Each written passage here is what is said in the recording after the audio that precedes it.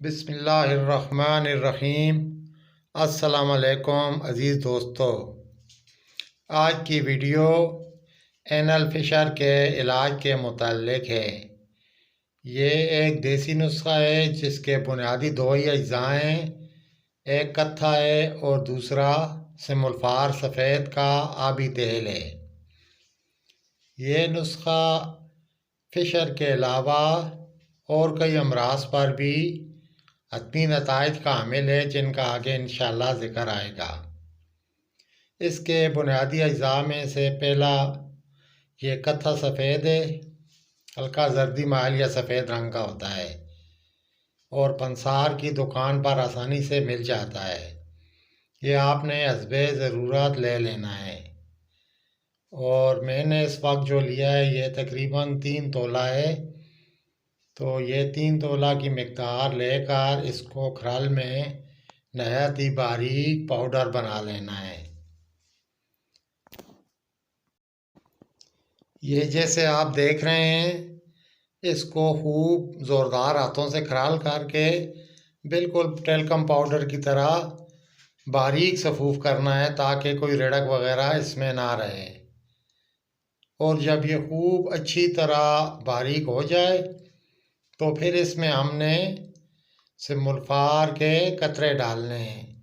ये 3 तोला की मिक़दार है तो इसमें सिमुल्फार के 10 कतरे डालकर फिर इसको मज़ीद खरल करना होगा। तो अब हम इसमें सिमुल्फार सफ़ेद के तेल के 10 कतरे डालेंगे। ये जो आप इस वक्त देख रहे हैं ये सिमुल्फार सफ़ेद का आबी तेल है जो रेठा की मदद से बनाए गए शोरा में बना हुआ है। इसकी तरतीब मशहूर आम है, ताहम फिर भी अगर किसी को चाहिए हो तो इसी चैनल की एक वीडियो में पारस पत्थर के नाम से इसकी 1-2 वीडियो शेयर हैं। उनमें एक वीडियो में तरकीब है जिसका मैं इंशाल्लाह लिंक डिस्क्रिप्शन में दे दूंगा। तो ये इसके हमने 10 कतरे इसमें डालकर अब इसको खरल करना है। जिस तरह के आप देख रहे हैं खूब ज़ोरदार हाथों से इसको खरल करना है, क्योंकि जब कतरे इसमें डालते हैं तो चूँकि आबी कतरे होते हैं तो वो खराल या दस्ते के साथ चिपक से जाते हैं दवाई के मिलने से, और बहुत ज़्यादा खराल करने के बावजूद भी वो कई दफ़ा एक ही जगह रहने की वजह से उनमें सिमुल्फार की मिक़दार ज़्यादा होती है दीगर सफ़ूफ के मुकाबले में। तो आगे इनको कैप्सूलों में भरा जाता है तो किसी कैप्सूल में ज़्यादा मिक़दार जा सकती है, लिहाजा एहतियात ये करनी है कि इसको खूब खराल करना है। ये देखिए मैं आपको दिखा देता हूँ, ये एक जगह से चिपके हुआ है। ये देखें यहाँ से गीला सा सफ़ूफ है। तो कई दफ़ा ये दवाई और आबी तेल मिलकर चिपक से जाते हैं एक जगह और खराल करने के बावजूद दीगर दवाई में मिक्स नहीं होते। इस वजह से हमने किसी चम्मच वगैरह से दस्ते पर से और खराल में से इस दवाई को खूब खुरच खुरच कर इकट्ठा करना है और फिर खराल करना है। इस तरह ये बाम मखलूत होकर मुकम्मल तौर पर मिल जाएंगे और ये अमल आप 1-2-3 दफ़ा करें, यानी खुरचने का और फिर खराल करने का, तो इंशाल्लाह कभी उम्मीद है कि दवाई और तेल बाम खूब मिक्स होकर यकजान होकर एक जैसा सफ़ूफ बन जाएगा जो आगे कैप्सूलों में आसानी से भरा जा सकेगा। तो ये अब हमने खुरचने के बाद इसको फिर खूब ज़ोरदार हाथों से खराल करना है और जब हम मुकम्मल खराल कर चुकेंगे 2-3 दफ़ा का अमल दोहराने के बाद ये दवाई अब बिल्कुल तैयार हो गई है। तो इसको आगे हमने कैप्सूलों में भरना है। कैप्सूल आपने 500 मिलीग्राम के लेने हैं। ये देख रहे हैं इस तरह के, ये पंसार की दुकान से खाली कैप्सूल मिल जाते हैं। 500 मिलीग्राम के कैप्सूल खाली ले लेने हैं और फिर इसके खाली कैप्सूल को खोलकर जो बड़ी साइड वाला होता है उसको हमने इस तरह खूब दवाई में दबाकर खूब भर लेना है और फिर ऊपर इस तरीके से ढक्कन लगा देना है। इस तरह से हम अपनी तमाम दवाई को कैप्सूलों में भर कर किसी शीशी वगैरह में महफूज कर लेंगे। ये मैंने कुछ कैप्सूल भर लिए हैं आपको दिखाने के लिए। बाकी दवाई दीगर कैप्सूल में भर कर फिर मैं महफूज कर लूँगा। अभी ज़्यादा नहीं दिखा सकता कि वीडियो लंबी हो जाएगी। तो अब इन कैप्सूल्स के लेने का मुख्तलिफ़ बीमारियों में तरीका और मुख्तलिफ़ बीमारियों पर इसके फ़वाइद का बयान कर देते हैं।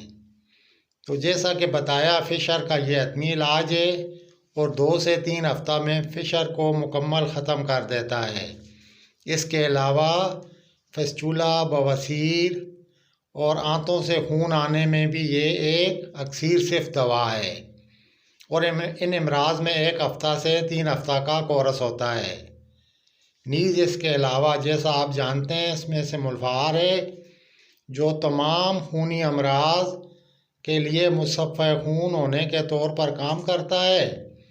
इसकी वजह से मुख्तलिफ़ किस्म के वायरस वाले बुखारों, खुसूसन डेंगू बुखार की ये अक्सीर सिर्फ दवाई है जो 1 हफ्ता में डेंगू बुखार को ख़त्म कर देती है माँ उसके जरासीमी असरात के। इसके अलावा और साथ ही कुव्वत बा के लिए भी ये एक बहुत ही अक्सीर सिर्फ नुस्खा है। और अब इसके खुराक लेने का तरीक़ाकार ये है कि इन तमाम बीमारियों के लिए मरीज़ के हिसाब से अगर मरीज़ मोटा ताज़ा है तो रोज़ाना एक खुराक दें और अगर कमज़ोर मरीज़ है तो एक दिन छोड़कर एक खुराक खाने के बाद किसी वक्त भी दिन में दे दें और दूध के साथ दें। हाँ, इस बात का ख्याल रखें कि आप जिस वक्त यानी सुबह, दोपहर या शाम के वक्त इस कैप्सूल को लें तो दूसरे दिन उसी वक्त कैप्सूल लेना है ताकि 24 घंटे बाद खुराक का टाइम सेट हो जाए या 48 घंटे बाद। अगर मरीज़ जिस्मात के लिहाज से मोटा ताज़ा है तो उसको रोज़ाना भी एक खुराक दे सकते हैं और अगर बहुत कमज़ोर है तो एक दिन छोड़कर यानी 48 घंटे बाद एक खुराक दें। कुव्वत बा के लिए अमूमन 7 से 10 खुराकें काफ़ी हो जाती हैं और बवासीर, फिस्टुला और फ़िशर वगैरह के लिए 2 से 3 हफ्ता का कोर्स काफ़ी हो जाएगा। डेंगू और दीगर बुखारों के लिए इसकी 3 खुराकें काफ़ी होंगी इंशाअल्लाह ताला। ये मेरा ज़ाती तजवीज़ करदा नुस्खा था जो आज आपके सामने बयान कर दिया। इंशाअल्लाह आप बनाएंगे तो इसके फ़वाइद जानकर दिल से दुआ देंगे। बस आपसे दरख्वास्त है कि मुझे अपनी दुआओं में याद रखिएगा। अल्लाह करीम आपको, मुझे और सब इंसानों को दुनिया आखिरत की भलाइयाँ नसीब फरमाए। आमीन सुम आमीन। तालिब दुआ डॉक्टर मोहम्मद ज़मान साबिर।